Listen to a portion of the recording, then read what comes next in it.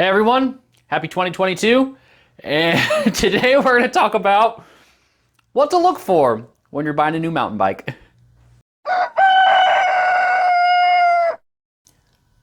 Hey everyone, welcome to Chicken Cindy's, and if this is your first time here, welcome. We talk about bikes, we build bikes, we ride bikes, and we review stuff. So today's big topic is actually going to be what to look for when you are purchasing a brand new bike. So I'm excited about this specifically because it's actually people's opinions. It's not my own opinion, which I will share my thought process on some of this, but I went to two specific Facebook groups that I'm in. One is Dude Where's My Gnar? So I'll be sure to post a link to that in the description of this video, and also Budget Bike Riders. So Dude Where's My Gnar is more of just a general mountain biking Facebook page. I really enjoy the page a lot. Some terrific moderators that I would definitely consider some friends as well. Did a podcast with them, which was really cool. But I was interested to compare the two Facebook groups. So you had the Budget Bike Riders, who are obviously a budget group, more oriented Facebook page. And then the Dude Where's My Gnar, where it's just mountain bike stuff. So not necessarily budget oriented, or a lot of different things will be posted in these two groups. But basically I posted the same question in both of these pages. It was, hey, what do you look for when you are purchasing a new mountain bike? So I'm gonna go through the list of what people said, talk about it, kind of see what I feel like and what I think, and I'd love to hear your guys' feedback as well as I go through this. And if there's anything you agree with or disagree with, definitely let me know in the comments. But if this is your first time, please consider subscribing. I'd love to have you as part of the channel, and it's just it's a good time around here, I like to think. So let's get into this, and we're gonna start with the Dude Where's My Gnar. So the very first comment says Axis. So AXS, Axis, wireless shifting. I actually have GX Axis on my NS Eccentric hardtail. I point because it's behind the camera so you can't see it. But I love wireless shifting. It's definitely not a necessary for everyone, but it's nice. It works terrific. It's a very cool system. It really is. So, Axis. So, the first one on Dude Where's My Gnar? If the bike doesn't have Axis, it's a no-go. The next one is good brakes. I think that's a big one. And there's a lot of people with preferences with brakes between Shimano and SRAM and the different ones, Tektros, Magura. So it really just depends on what you want or don't want. But I think it's a great thing to definitely keep an eye on brakes whenever you're looking for a new bike. The good thing is brakes aren't super expensive to change if it comes with one you don't like, specifically like SRAM and Shimano, because they use different oils and that kind of stuff. So now this next one's a little bit of a list, but it's a 1x drivetrain, hydraulic disc brakes. It must be GX or SLX minimum, must have a dropper post, and it has to have Fox or Rock shocks. So kind of interested in the Fox one. What do you consider Maruzoki okay, since it's kind of owned by Fox? So, but no, 1x is terrific, hydraulic, terrific. GX or SLX. In my opinion, GX is probably the lowest. I would go for SRAM, personal preference there. NX, SX, I don't really care for. SLX, terrific drivetrain. But when it comes to Shimano's cheaper stuff, I think Deore's terrific. I think Deore works amazing. Dropper posts, if you know how to use a dropper, they're an entire game changer. There are some people who have droppers, and I don't really think they know how to use them properly, and they don't like them because of that. But a dropper is there to help you, not to hinder you. So maybe if you think it's a hindrance, maybe watch a couple videos to see how to properly use a dropper post, because there is a right way and a wrong way to use them.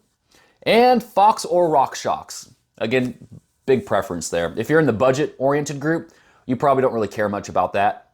Maybe you do, maybe you don't. But that's a good one. This gentleman has actually got a YouTube channel called Mr. Percussive. Very cool videos, very neat individual, very unique. But he said geometry. I'll have a link to his YouTube channel down in the comments as well. But he said geometry. I think geometry is huge, especially if there's a specific style you're looking for, a type of bike, because geometry is one of the many things that's very hard to change in a bike. New wheels, that kind of stuff. Maybe it's a 29er, you can make it a mullet by slapping a 27.5 on the rear. But yeah, geometry you can't really change. So that's a really good one in my opinion. This one says, nothing matters but shiny paint.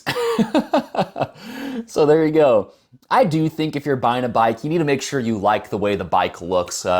I've purchased a bike just because I thought it was a good price and didn't really like the way it actually looked color-wise. So it's kind of one of those things, I think if you're gonna spend the money on a bike, make sure you truly love the bike. So this one says Fox suspension.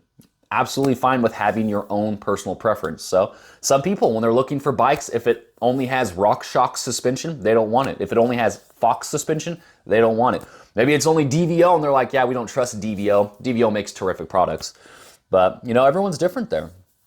I really like this next one. It says, a good relationship between the LBS and the manufacturer.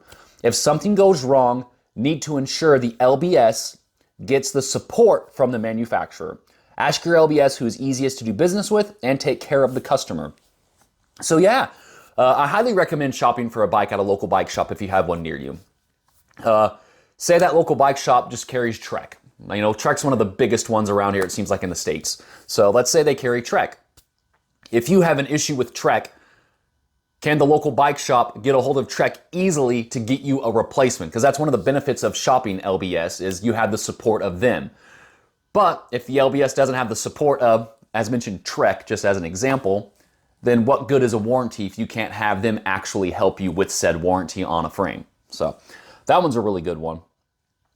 This one says, for me, number one is that it has to have boost 148 rear, 110 hub spacing. So the 148 in the rear is the one thing that pretty much cannot be changed by swapping components. And then it says, after that, I make sure it has the following: tapered head tube, air fork, 1x drivetrain with clutched derailleur, hollow spindle crankset, and quality hydraulic brakes.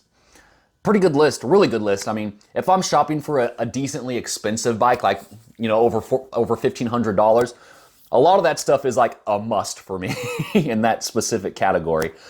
Boost spacing, yeah, I mean, it's really hard to change your bike's actual hub style. There are some different ways you can do it, but I'm pretty sure doing that is tampering with the frame, which will also get rid of your warranty, so that's something to keep in mind. But yeah, still cheaper bikes come with quick releases and stuff like that, so at the end of the day, that is what that is. But yeah, I mean, there's nothing wrong with having that as a preference. Solid warranty and crash replacement. Definitely look into that. Some warranties are, you know, only for 3 years, some are 6 years, some are lifetime, so definitely look into that. But on top of that, make sure you read reviews of people who have had issues and how good does that company work to resolve those issues for you. So that's another big one. Price versus components. What you get for price, you're going to pay. Sorry, what you get for the price, you're going to pay.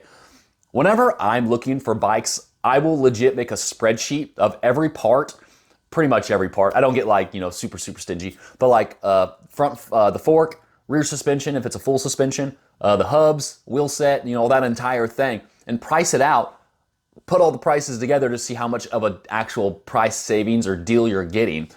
I'm really big into bang for buck, so if I don't feel like I'm getting a good deal, then I don't want to do it. So that's a really good one. I like that one quite a bit. There's really only two things: overall quality, looks, construction, and durability. The second is how it rides. I take that back to the LBS. If you have the ability to go to a local bike shop to ride it, try it, see how it fits and feels, and even get their professional opinion, that's terrific. That's awesome. Because one of the worst things you want to do is buy a bike online, get it in your possession, put it together, be excited, get on it, and realize it's way too big or way too small. And that's kind of the issue you could potentially run into if you buy online. So definitely keep that in mind. For my next bike, I want all the best. Not upgrading here and there, just straight away everything what I wish. And then I come by the Pivot Firebird XT XTR edition. So I feel like they know what bike they want. But no, yeah, I mean, if you have a list of things you want, make sure you buy the bike with those specific parts. I mean, some things aren't hard to swap, so like we'll probably talk about brakes again eventually in this list. But I mean, like for me, I don't care for SRAM brakes. It's just a preference. So I'll swap out SRAM brakes for Shimano. I'll typically take SRAM brakes off brand new, sell them for, you know, a little bit of a loss in the sense of what they sell for new because they're new takeoff, not brand new. And I'll put that money towards a nicer set of Shimano brakes because that's what I prefer. So must have boost through axle, not a filthy boost quick release. So there you go. Another style of hub specifics that they want. This one's Kyle. He's actually a mod on this page. Awesome individual. Definitely geo and head tube angle. Some people have preferences with geo and head tube, and that's terrific. That just means you know what you want in a bike. So that's good. Another bud of mine here said, Cascade components linkage. If it's not on the list, skip. So feel free to Google that if you're not sure what that is. But it's just a different style of linkage setup. But no, it's, again, he knows what he wants, and there's nothing wrong with that. So that's awesome. Shimano components. I'm just not a fan of SRAM stuff. And the next person said, SRAM components. I'm just not a fan of Shimano stuff. And I replied with, I see what you did there. But no, you can tell people just have different preferences when it comes to drivetrain. I mean, I've ridden top of the line XX1 SRAM stuff. I've ridden top of the line Shimano stuff. And honestly, if you get it dialed in, they both work terrific. I mean, they both work great. I mean, in my opinion, they both wear down about the same. So it just depends on really what you prefer and what you like. But I don't really notice a huge difference in performance when you get to the top of the line stuff. Maybe grams and weights if you weigh that stuff. And, you know, some people do that for cross-country racing and other stuff. So it matters to people. It really does. So this one says, Fox factory suspension, Shimano build kit with SRAM. Oh, sorry. It says Shimano build kit, SRAM brakes suck. There you go. I don't think this person likes SRAM brakes. So, but yeah, Fox factory, they're talking expensive. That's not cheap. It's very, very high-end Fox items. So it's good. It's good stuff. Fox make terrific suspension. I mean, they know what they're doing. So, all right, this is a little bit of a longer one. So it says, manufacturer and bike reputation for the riding you'll be doing. Don't buy known junk. You can always upgrade parts. Manufacturers either upgrade parts on cheaper frames or use cheaper parts on better frames. Go for the latter if given a choice. But if a bike/manufacturer is known to be junk, walk away. Then size, do not be tempted to buy the wrong size just because it's in stock. That last part is huge. We're still having issues with bikes being in stock. Don't buy the wrong size bike. It is so important to make sure you have a bike that it's for you. You want a bike that's for you. You don't want to buy a bike just because it's in stock, especially with what's going on right now. I mean, you might have to wait a little while, and that sucks. But yeah, you can't really change the size of a bike. You can manipulate it a little bit with stem length, crank arms, and that kind of a thing. But I mean, at the end of the day, make sure you get a frame that's going to work for you. And yeah, read reviews over bike frames. Are people having bad issues with frames? I mean, every now and then there's a bad potato or something of that nature. But I mean, if there's an overwhelming claim of issues, don't go for it then. You know, just kind of make good educated decisions. So, and then it says that depends on what type of riding. Absolutely. I mean, are you looking for cross country? Are you looking for all trail, enduro, downhill? Maybe you just want a dirt jumper. Maybe you can just get a BMX bike. You know, talk to people around the area and see what kind of bikes they're riding. You know, for me specifically, since I'm in the great state of Illinois with just crazy amounts of descents, cross country and trail bikes are about perfect for here. You know, maybe if I lived in an area with a lot more elevation, maybe I'd want a 170 millimeter fork in the front with like a 150 in the rear. You know, I did that for a while. I had a Canyon Strive, and I mean, it performed terrific, but it was a lot of bike for this area, and I didn't need that much suspension for primarily riding this area. So now for me, 140, 150 up front is about perfect. So gets me anything, and if I go somewhere, it typically handles it pretty good too. So, and the very last one, my good bud Stuart, better come with stickers. If it doesn't come with stickers, it's a no deal. I love that. I love my stickers as well. So, all right. So that is all of them on the Dude, Where's My Gnar? So as you can see, I mean, there's some stuff on there that's definitely higher end that they're looking for. This coffee is really good. So now we're going to get into the budget bike riders. I feel like the majority of people on this channel are actually more in this category. So I think this is the one you're really going to be interested in, see what people are looking for or not looking for. But typically, budget bike is $500 and less. Of course, everybody's budget's different. Everybody makes different amounts of money. Everybody has different amount of money available. So this is going to kind of differentiate between everybody.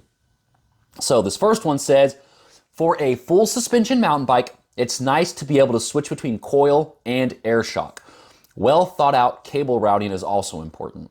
So for me, I'm really big into cable routing. I don't like internal cable routing, but it looks good. It's just kind of a pain to work on. Like the Mongoose Ledge X1, for anyone who's built one of those up, the top cable and the top tube, they're just the tiny little ports. It's so hard to work on. It was almost a nightmare to get that the brake cable through when I did all that stuff. It wasn't fun.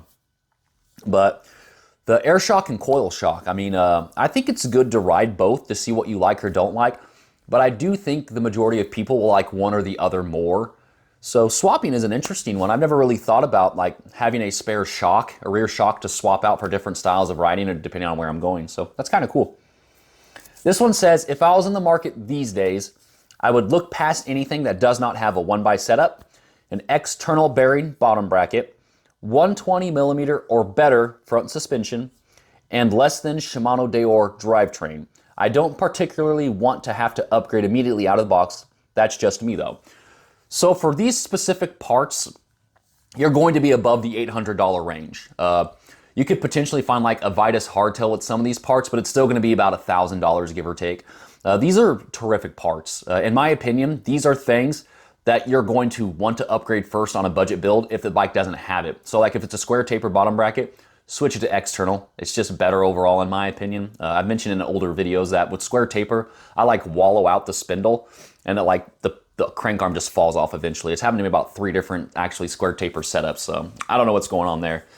But no, 120 millimeter or better front suspension, you know, I mean, you can fiddle around with that a little bit if you want to. But a Shimano Deore drivetrain, between Shimano Deore and Microshift Advent X, those are both terrific drivetrains in the budget price category, in my opinion. Absolutely so very hard to beat. They're both clutched. They both have great range as well. So, all right. If it doesn't feel right sitting on it, and if the tires are factory forced 29er, or if I can't go to 27.5 or smaller, I hate the huge wheels. So, don't like 29ers. If it's a 29er and it only can be a 29er, he's not interested. And then the first one was, if it doesn't feel right sitting on it. So, and again, that's a huge one again. Making sure the bike fits you. So there's been a few now of fit. So definitely keep that in mind when you're looking for a new mountain bike. Kenny, a good buddy of mine, I like Kenny. Me and him message back and forth on Instagram every now and then. But I would say things I can't change. So a tapered head tube and head tube angle being the biggest things. So I think you can still get away with not having a tapered head tube because there are some different styles of adapters to give it a tapered head tube. But head tube angle is much more difficult to change. They have slack risers and things like that, but you're only talking 2 degrees. So my hardtail has a 65 degree head angle. So if you have a hardtail with like a 69 degree head angle, you're not gonna be able to get down to that 65 range if that's what you're looking for. So definitely keep that in mind for the different kind of riding you're doing and the different kind of actual bike you're riding. Also, my hardtail has a 140 millimeter fork because it's a hardcore hardtail is the actual category. So it's made to be a very aggressive hardtail. So 65 might be pretty intense for some people, but for me it's perfect. I love it. All right, tapered head tube and at least through axle rear dropouts. The through axle rear dropout, I'm really hoping as time goes on will start to come into cheaper budget bikes, but as of right now, it's just not a reality, sadly. The most budget one I've really seen on, again, is about $800 to $1,000. It's not a deal breaker for me necessarily, but I do prefer the through axles as opposed to the QR. And then tapered head tube again. So definitely keep an eye out for tapered, especially if you're shopping budget bikes, because they might have what we call a faper as opposed to a taper. It will go down big like an actual taper, but it goes back small. And it's the wrong size to even put the actual adapter to make it take an actual tapered head tube. So do a little research, because I've noticed it specifically on Huffies. Huffies seem to have those fapers quite a bit as opposed to a real taper. So Skunk, I like Skunk. Skunk's got a YouTube channel. I'll be sure to put that in the comments as well. So definitely check, or the description. Definitely check that little description box because I have quite a few links for people to click on because we definitely want to support each other. So if there's someone I mentioned that has a YouTube channel, definitely go click their name and subscribe to them, please, because we're all here just to help each other, right? All right, so Skunk says, geometry and parts compatibility for me. So, geometry again, and then parts. Specific parts, the compatibility. What are you looking for? What do you want? What do you need? What are you buying? What are you selling? I think that's how that goes. I also prefer external cable routing, full external except an entrance into the seat post for a dropper. So they want external routing besides the dropper post. He wants internal routing for the dropper post. I'm okay with not having internal routing for the dropper post. P&W make terrific just dropper post with external routing, so that's not a breaker for me by any means. But some people just like the clean look of the actual dropper post. The problem is a lot of the external ones are considered more like specialty dropper posts, so they have the price up a little bit because of that, which is a shame. So, but it is what it is. All right, tire clearance. Let me expand it. It says tire clearance front and rear. I like fat ones on my budget gravel bikes, which I use for on and off-road. And then what the gentleman above said, external routing for cables. Components don't matter since I'll probably change them anyway. I just want a good frame. I say this a lot. If the bones are good, which the frame, if the bone is good, the frame, then the rest of it really doesn't matter because components break over time. If you get a good sturdy frame that's going to last, as components break, replace them with what you want. And honestly, that's the way I would tell you to build up a bike, or if you're doing a budget build, you know, ride it until stuff breaks. And then when stuff breaks, then upgrade it, as opposed to doing like what I do, which is just buy it and then upgrade it all at once. But I do that primarily for the channel, so don't do what I do. Oh, and tire clearance. You can't change tire clearance, so that's another good one. So this one says I made 2 lists. And the first one is, it has to have what I consider necessary things. They would be nice, but it's not a deal breaker. So, had to have air adjusting full suspension, wants it to be a trail frame, 27.5s, 1x, and hydraulic disc brakes. And nice to have a dropper, but the dropper's not necessary. So again, a really good list of things to have. And you know, it's interesting because there's still people who just don't like 29ers and people who don't like 27.5. I've had both. I've done a mullet as well now, and my Mongoose Ledge X1 is actually a mullet. And I personally just prefer 29ers. I like the rolling of them. So it just depends on your preferences, where you ride also, if it's real rooty. Some people like bigger tires for the rooty areas, but no, it's a really good list. And the second part was, all this had to be within my budget. And it says, actually, I found a bike with all that. Of course, now it has different brakes and wheels. So sounds like he found the bike, which is terrific. And he's already changed parts on it. So that's awesome. It says, what I look for is hydraulic disc brakes first, at least a lockout fork, and a 27.5 or 29-inch tire frame. First thing I like to change are tires. A good set compared to a stock set can shave around a whole pound of rotational weight. I would not buy a bike with single wall rims. That's a big one. A lot of budget bikes can still have single wall rims. They're just not as strong as double wall.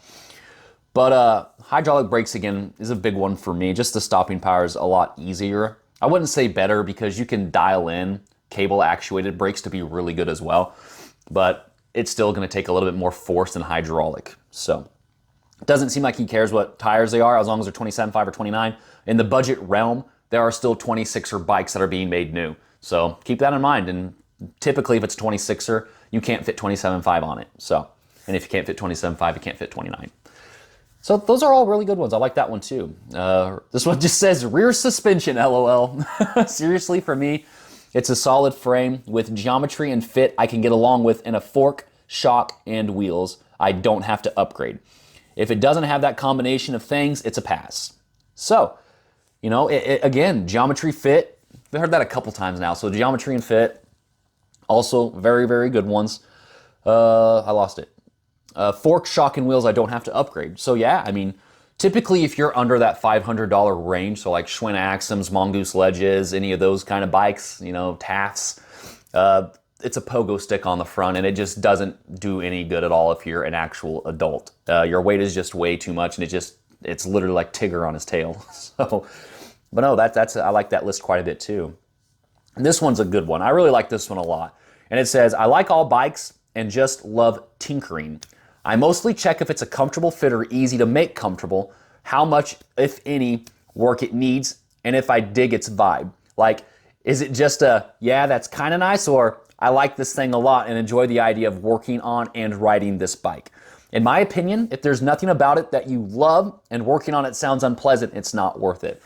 So if you get to the point to where You can fix bikes, upgrade bikes. You have the tools. I have an entire wall of bike tools behind this camera. You know, this is my workshop, my work area, the coop, the chicken coop. So I can buy a bike that I know I don't like the components because I have the ability to change all the components. So if I see a frame, and this is kind of what happened with the Huffy DJ. I did the Huffy build. I'll put a card here so you can go check that out if you haven't. But I saw the frame and I was like, man, that frame looks just like a DJ frame. I got on it and I was like, it fits pretty good like a DJ frame too, a little bit smaller because it's a pretty small frame bike. But I saw it and had an idea and I was like, I could probably make this work, so let's see what happens. So I bought it and built it up and had a really fun series over that bike. And to this day, it's still one of my absolute favorite builds. The frame is now in Texas with actually a subscriber, and I'm not sure if he's built it up yet all the way or not. I've not talked to him about it for a little while, but so he actually has the frame now because I've gone to my Evil Faction 2 dirt jumper now. But no, I mean, if you love the bike and have the ability to tinker and fix it and do things you need to do, take advantage of that. That's awesome in my opinion. Disc brake mounts. So not even specifically disc brakes, just the mounts to be able to. A lot of people can add mounts by welding and that kind of a thing, but some people don't have the capability. A lot of budget bikes still come with V clamp style brakes. So it'll kind of throw you off too, so definitely look close because like the front might be a disc, but the rear will be a V clamp. A lot of Genesis bikes do that at Walmart. So that's one thing to keep in mind because you might see that front disc brake, like, oh, it's disc brake, nice. And then you look close, you're like, ah, crud. No, it's not. I have this rear V brake. So that's a good one. And this is the last one for the budget bike riders. It says disc brakes, through axle, and a seat tube of 30.9 or bigger. Tapered head tube and tire clearance. So a lot of those have been mentioned besides the seat tube, which is a very interesting one to me. I did not realize how big of a deal seat posts were until like I really got into like dropper posts and stuff, but some people just hate 27.2. The majority of budget bikes have 27.2. The Dolomite ALX doesn't. I couldn't believe it did not have a 27.2, which honestly is still just crazy that it didn't have a 27.2 for being more of a budget styled fat bike. But it was very, very odd for me to see that. But I don't mind personally if it's 27.2 because they still make dropper post for it. I've gotten a Crank Brothers one, P&W makes some. But again, it goes back to what I mentioned earlier about externally routed. It's in that same category of a specialty dropper post. So they up the price a little bit, which I hate that they do that because typically if you're trying to get that size post, it's either an old bike or it's a budget bike. So now you have a budget bike where you have to buy an expensive part because you want the dropper post. So, or you just buy a Schwinn Axum and it comes with it, which is kind of nice, but that's also not a 27.2. Well, that wraps up the list from budget bike riders. So now we've gone through the whole list of budget bike riders and we've gone through the whole list of actual Dude Where's My Gnar. So for me, let me just share what I look for personally when I'm wanting to do a bike, budget bike, a build, anything like that, okay? If the bike's less than $500, disc brakes, ideally a tapered, so those two things are huge for me, and then fit. Everything else on the bike, if it's under $500, to me, is going to be replaced. So I'm not 100% worried about the actual components. They're going to break, I'm going to replace them. I'm just going to buy the parts and replace them right away. You know, that's just what I do. So those are what I would tell you to look for, specifically if you're looking in that budget. Now, 1,000 plus, okay? I'll do this in a separate category. A front air fork, okay? I'm gonna do this just for hardtails. A front air fork, in my opinion, above 1,000 is a must. A dropper post is a must. Rear through axle is a must as well, and then a 1x is a must.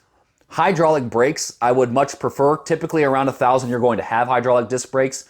And it seems like they are either going to be Schramm or Shimano. There's a handful you'll find Tektros, so that'll just kind of depend on what you want or don't want. So those are the things I recommend if you're looking in the actual $1,000 range in that area, okay?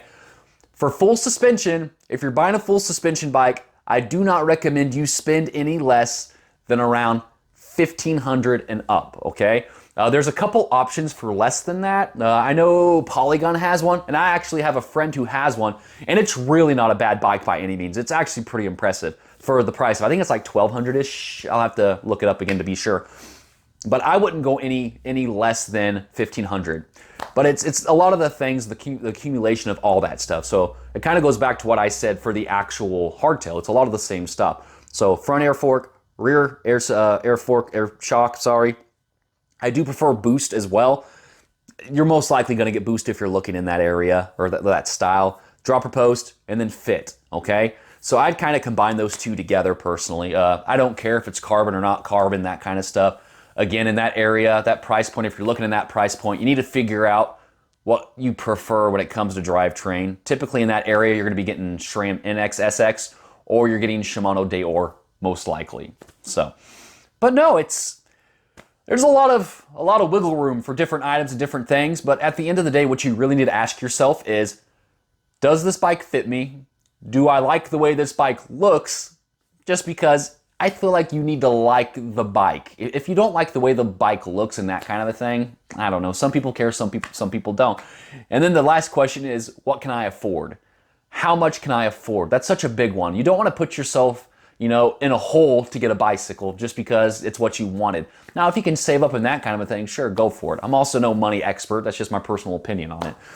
But no, a little bit different of a video. I'm pretty excited about this and to see what you guys think. A little bit longer of a video, more of like a sit-down talk.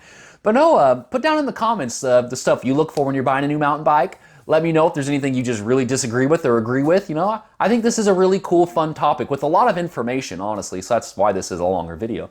But no, again, if this is your first time, thank you for making it to the end. Any questions, put them in the comments. Again, please consider subscribing.